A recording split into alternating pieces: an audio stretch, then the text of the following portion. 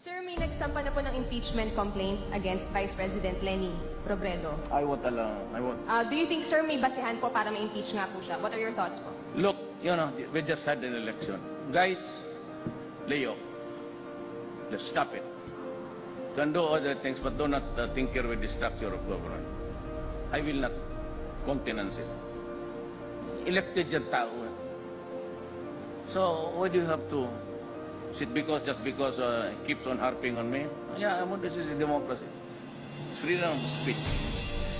Wala naman, there are no overt acts. Kakatapos na ng eleksyon, bakit mo sirayan bayan?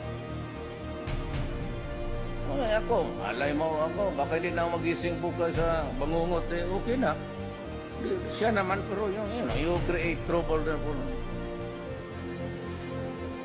Ayaw niya military kasi ayaw nila hindi naman tamad, pero bakit mo dagdagan yung problema nila? Pati police. Who will keep order in this country kundi sila. Ngayon magsabi lang, hindi lang natin mga to gusto ng gulo. Gusto talaga ng bataga ng ulo. Maganda na nga ang buhay kakatapos lang ng eleksyon.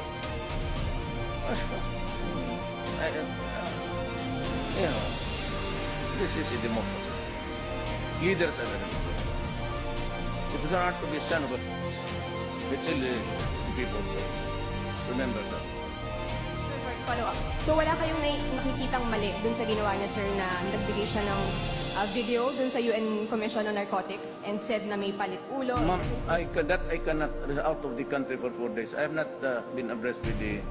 Alam mo, hindi ako nakabasa ng newspaper. Yung mga column, hindi ko nakabasa. Yun lang, yung news talaga. But wala akong nahawak ang newspaper. True Lies.